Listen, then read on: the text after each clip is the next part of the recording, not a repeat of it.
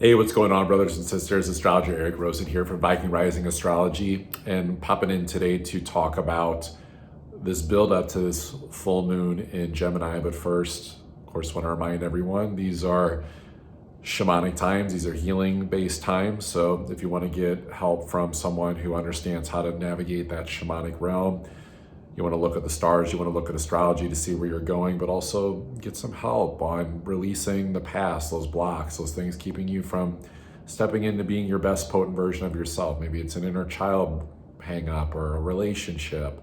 Maybe it's just having to uncreate the conditioned cultural paradigms that's holding you back from going into your best future and levitating into that highest expression of your highest timeline. That's where I drop into other sessions like breathwork, hypnosis, shamanic energy clearing. So those links will be down below. So when it comes to this full moon in Gemini, number one, I want everyone starting around noon Central Time on Friday. Let's see, that would be the 12th, I think. I don't know. Don't have the date in front of me, but pay attention to the facts of your life. It's a full moon in Gemini. There's an unconscious illumination of like what's working, what's not working on just a very purely factual based level that we can be neutral for a little bit emotionally and not get so fixated on our ego's identification of exactly how we want it, the story that we want to have, thinking that the future needs to accelerate. This is almost our own subconscious propaganda that we have to not feed to ourselves. We have to remember we are deconditioning centuries of programming. And I'm not just talking about the negative stuff. I'm even talking about the spiritual propaganda too, that you can just fucking sit here and not do anything and not take any action in your life, and then you can manifest and shit just shows up. There's always an aligned action. It may not be as much action on the hamster wheel, being in some corporate jail cell, like worker bee energy for the machine, as you will, but we've got to find that middle ground. And that is what I believe this full moon is about. It's about not choosing one side of the coin or the other of positive, negative, polarities, conscious, unconscious in your life. It's about seeing things just from the lens of going, okay, this is what it is. This is what it is right now, because then you're in the driver's seat of the perspective of your life and you can blow it up into the expansive version. It's like having Tony Stark fucking tech and being able to blow up the quantum map of your reality. That with this full moon, I'm just dissecting where all the planets are at, right? I'm just not going into the technical part. It's about the timelessness energy of breaking out of those subconscious patterns and paradigms, that it's too overwhelming when we try to overplan things and we try to over strategize because secretively we're trying to suppress some irrational fear, or maybe it was a fear from an old lesson, and it's just something we got to emotionally process and get the lesson whenever we find ourselves getting pulled out of just being present to the circumstances of what's happening. It's just too overwhelming for the mind with Mercury retrograde in Sagittarius, where of course the sun is out opposing this moon. So I don't think it's a time for us to trip on our own shoelaces. I think it's Mars retrograde in Leo. It's North Node Chiron in Aries, of course, right? It's not about leading with the ego. It's about finding the courage to make transformational change, especially things that step out of our old traditions of the way that we approach reality with Pluto and Aquarius. And think about it like this. This is the last full moon that we're going to have, which, by the way, Friday, Saturday, Sunday, those are the potent peak times of this full moon energy. I forgot to mention that, but once you see this video, we're in it. And this is the last full moon that we're going to have before the node shift. So think about it like this.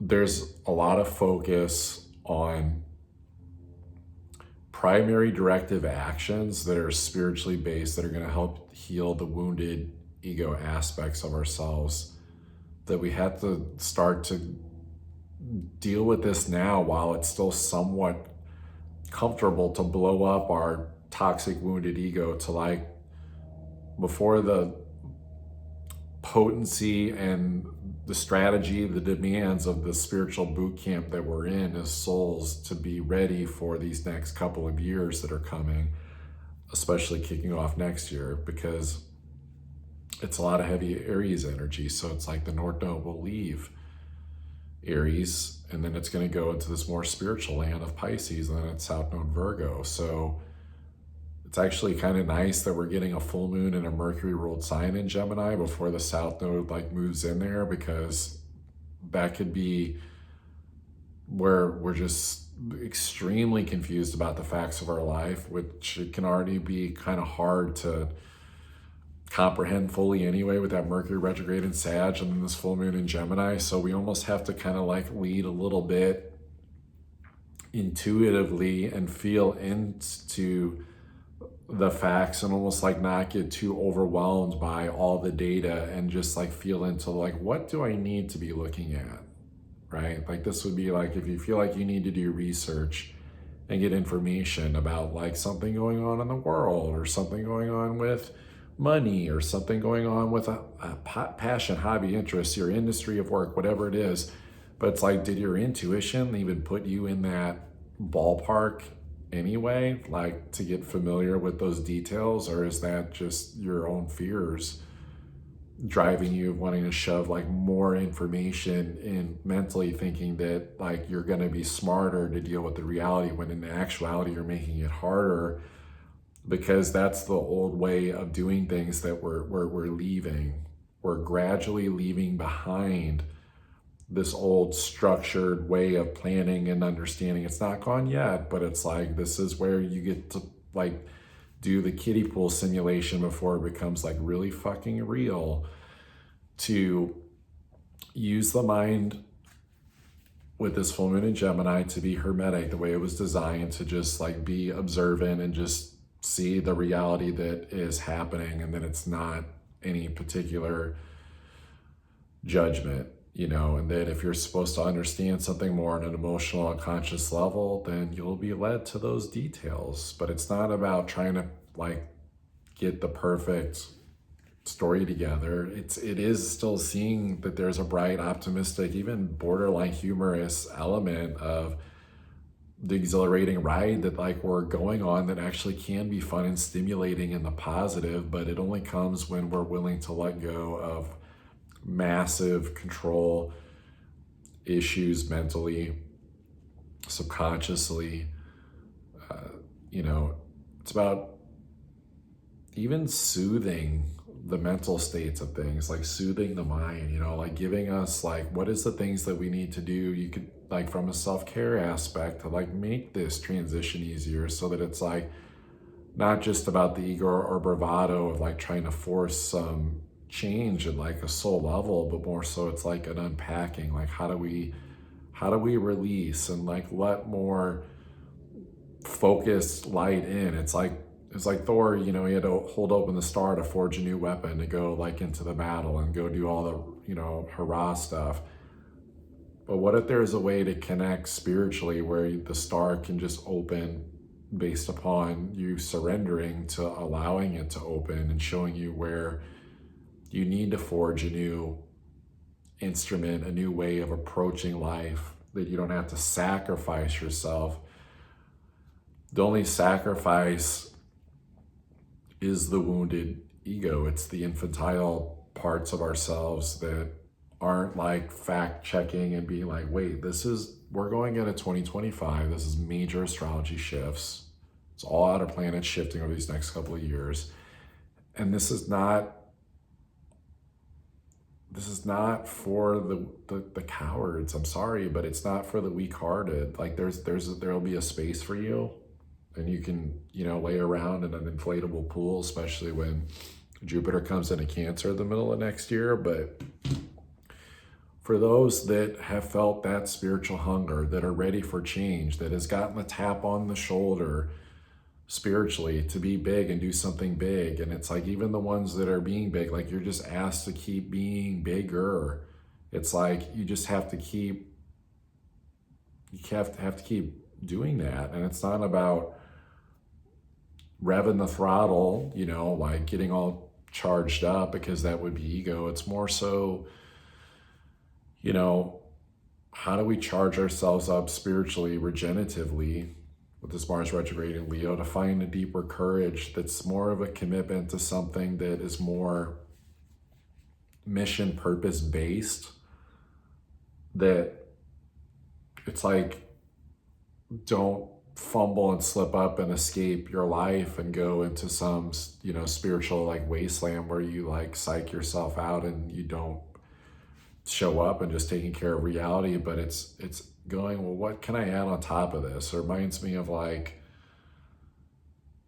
knowing that it's not wrong if you're carrying a bunch of dirty dishes and then you go, okay, Spirit, I'll take on one more, and then you drop them, and then it's like, okay, you get another chance. But it's like, be okay with taking on like what needs to be like cleaned up factually in your life to deal with those circumstances, to deal with these things, to not sweep things aside. And it's not about trying to wake up your neighbor, trying to like, wake up a family member, right? Like, we're headed into the Christmas, Hanukkah, Kwanzaa, all the, whatever, late December season shit. And we're in a position where we're going through enough of our own stuff as individuals. And so how do we show up more open-hearted and brave, and to hold that light as much as we can, and to keep our hearts open, and to see that, we don't have to overanalyze. And it's not always about getting stuck in the healing hamster wheel either. Like, go enjoy whatever holiday parties that are coming up, or connecting with people or family, just take it at face value, right? It's another Gemini quality. It's like, you just take it at face value. And it's not like, but especially with a full moon, it can get really Dr. Jekyll, Mr. Hyde, like really quick if we get too overly complex thinking, emotional about like what is exactly going on in the moment. And there's always going to be a way for things to click and release. I think a lot of that's going to come from staying really fucking rooted with Venus and Aquarius, where it's like, I had someone ask me today, because I did some videos on the opposition that is pretty much passed now between Mars retrograde in Leo and Venus in Aquarius. And it's like, there's more of a simple energy to Mars in Leo, even retrograde, and it's more complex, Venus in Aquarius. It's just basic astrology. So I was like, are you saying that the feminine's too complex and the masculine's simple, almost like in a demeaning way? And it's like, no, it is this element of where, when it comes to our value systems, when we're trying to feel good and, figure out like, wait, like, what's the effort that I got to put into my future? How do I align with that timeline? And it's like, what if you're already on it with this full moon? And it's just about more of the acknowledgement of it. I think there's more of a space of like congratulating ourselves, like kind of like looking at your life, and just, this brings up gratitude again, where it's like, okay, appreciation, this is what is happening. And if you find yourself like tanking like one way or the other of like something that you don't have, something missing, especially something that like you feel like you lost, like, or it's from the past, or the past used to be better, and you want to like go back there, you want to get in your time machine and go like live in like pre-2019 or something. It's like, I'm sorry, you can't do it. I've said that over and over again. I could probably retire that jersey, but it's like, we're in spaces where we're meant to be creating gaps in thought with this energy, so that we can shift into more of the awareness that we are invited to a higher timeline. We're on a higher timeline. So it's like the quality of the experience, the fun, the benefic energy, feeling like life is a gift and a dream and just all the beautiful things, a new earth, like that can happen right now, but it comes from the bittersweet awareness of accepting that we are in an in-between zone where we still experience, human pain, atrocities, like there's still disruptions in the field of frequency with all these energies, especially Pluto and Aquarius and Venus there. But we're not out of the woods, but we can rejoice in these spiritual moments where it's like the heavens like are opening. I think there is a parting of the clouds. There is a gift coming in on this full moon. It could be definitely through communication, conversations like with others, just appreciation for how far we've come. It can be the excitement of where things are going too. Abso-freaking-lutely. I think that's a huge component of this. But it's like, how do we have positive conversations with others that maintains that excitement? And then if people start getting weird and going into the past and nostalgia, or they feel heavy, it's like, you try to like stimulate the conversation and pick them up and lift them up and, talk about, well, look at the good things, right? It's almost like putting into practice like the deconditioning of like how the news is just like constantly negative shit. And then it's like, well, wait, look at the good that's happening, right? It's like that, I think on this full moon's part of being that light worker, that way shower, that broadcaster of frequency that, we have to embody it. Like it's, in order for it to be real, it has to be definitely felt in our central nervous system. And then we just echo that out into the environment, and anyone that like wants to come and, be a part of that glow that we put off, awesome.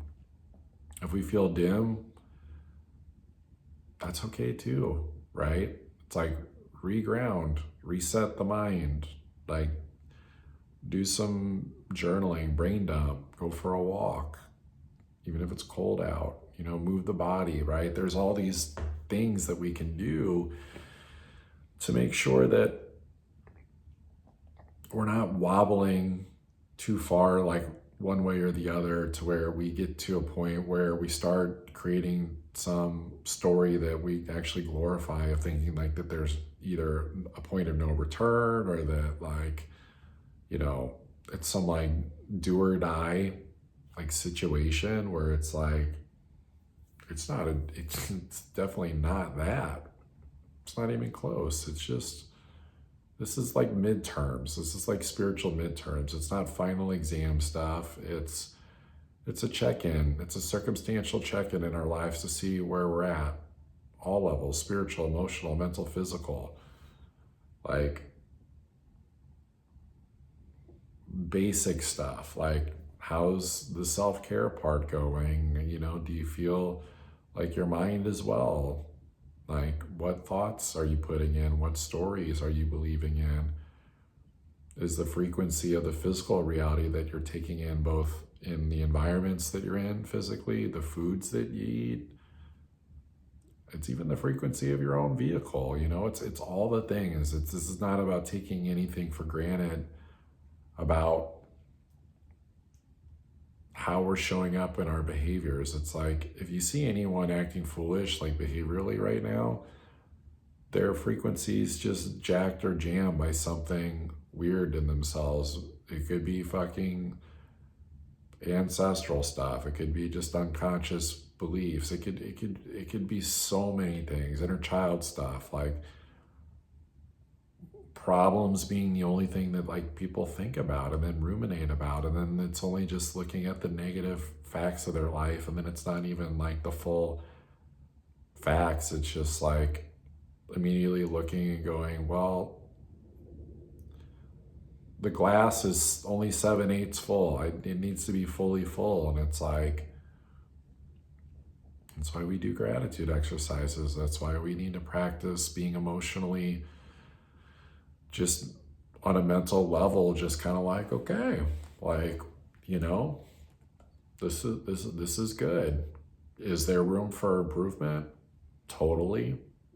But is that really up to us on a mental level, I think is the big question, or is that more from an intuitive spiritual guidance system that can help us understand that there are easier ways to go about this transitional reality that we're in, that we don't have to, as I said earlier, trip out, own shoelaces, and just be like Chicken Little, catastrophic, like, oh my God, this is this thing and this thing and this fact and this detail and this, and what about this? And it's like, we don't need to invite drama into our lives where we self-undo and self-sabotage, and we actually create the negative facts because we already created the story that it was going to be bad, and then we just added more bad data to just back that up. I think our best bet is to stay calm during this whole weekend, during this full moon. We can find safety, we can find resolve, we can find mental, spiritual, emotional poise, all of it. So let's see what we got card wise. By the way, I mentioned earlier at the top, what the sessions I do, but if you want to go for a lesser ticket item and you just want to check out what's going on in your just natal chart, you want to get to know yourself better, there'll be a link down below for that. It's $33. And then the specials that I did, Pluto and Aquarius for your sun and rising sign, that's $14. It looks at the next 20 years, and then looking ahead at next year and really in 2026 too, with the outer planets shifting. I look at that for your sun and rising sign as well. So that one's $9, and that link will be down below. Oh, and the grief ebook too. Grief, I feel, is important during this time. It's like we release the grief of like the conditioned programs and the emotions and the thought. We release and we heal all this shit so that like we can like get ready for more disclosure, not just disclosure of like, what government's not telling you, or this church or religion or whatever, but like disclosure of like the true nature of humanity, its extraterrestrial connections, like all of it. Like we have to upgrade our limbic central nervous system minds to be able to have increased capacity for the crazy things that you probably can't even predict that are coming these next several years, like, and the amount of love and abundance that can come from that. Well, I guess we're not feeling abundant on this one. As I mentioned, Jupiter, the abundance card, but it's in reverse, right? It's like, okay, Jupiter's at fall in Gemini, it's a full moon in Gemini, Mercury is retrograde in Sagittarius. So like, this is not the time to like shoot the messenger and be like, I don't like the message, it's not enough. Mars retrograde in Leo, it's like, just because you don't like the tone of the messenger, don't be the Spartan warrior and kicks him in the hole. And actually, he did have good news. It's just that you didn't like the presentation or the style and you got triggered. So it's like, I think we can find abundance in just like letting things like play out. We got to stay disciplined, structured with Saturn, right? Like hit those disciplines, stay focused. Both Saturn and Jupiter are heavily involved in this full moon. Saturn knows how to like not get overwhelmed by the timeliness of things, of like where the circumstances of like where life is at, or this could even be like for those like it's going really well, like your schedule, like getting everything done, feeling like it's too much, like, finding still enjoyment, like with all the responsibilities. And then this card actually flipped out earlier, the solar calm card, clarify, but it's in reverse. So it's like, that's where the anxiety, I think, shows up. It's like, we don't need to get anxious that we don't understand everything. Like, I'm just gonna call it this, like, this is about being like happy grandpa energy, right? Where it's like, you don't go too fast, you stay kind of rosy and optimistic, but wise and fun. And it's like everyone's favorite grandpa. It's like, you can't find a flaw with it. You can't find a flaw in the logic, the orientation, the expression. It's just a feel-good energy. And I think it's in that elder wisdom that understands that joy, humor, fun is a part of life, that it's like we've all seen enough things that it's like, can we mature into a space to get out of any like, you know, spiritual midlife crisis energy, right? I mentioned it's like feeling like a spiritual midterm, that we, you know, we're stressing ourselves out because of how this isn't going well, or this thing, or we want this way. And it's like that spiritual grandfather fun but wise energy is like, I've seen a lot in my day, and I know that like the worst thing that you can do is like trip yourself out and get too, you know, overstimulated and like worried about this and that thing. And so, you know, this is how we're adapting. This is about, we'll call it a startup, you know, get in on the ground floor, like a new opportunity in the cosmos to detox the mind from fear, worry, anxiety, and fear, uncertainty, and doubt, FUD, as one mentor put it, where it's like, I don't know where this is going. I'm not sure. I'm afraid. And it's like, well, join the club of people detoxifying like the matrix systems, when it's like, we can blow up that ego stuff that says like, well, I'm not safe because like circumstantially I want it to feel more like this or be this story. And it's like, well, you know, would that actually go away though? Would you actually, if you had more money, more crypto, more time, more this, more that, would the story actually go away? Would the subconscious fears actually go away? I think this is just about how we adapt, and that we're happy and can feel okay with how things are. And that's from a deeply, deeply spiritual level. It's not just, it's not going to just be, you know, affirmations and NLP and just like talking positively to yourself. That would be like, you know, spraying Windex and cleaning up a turd. It's like, you just got to flush the shit that wasn't ever meant to be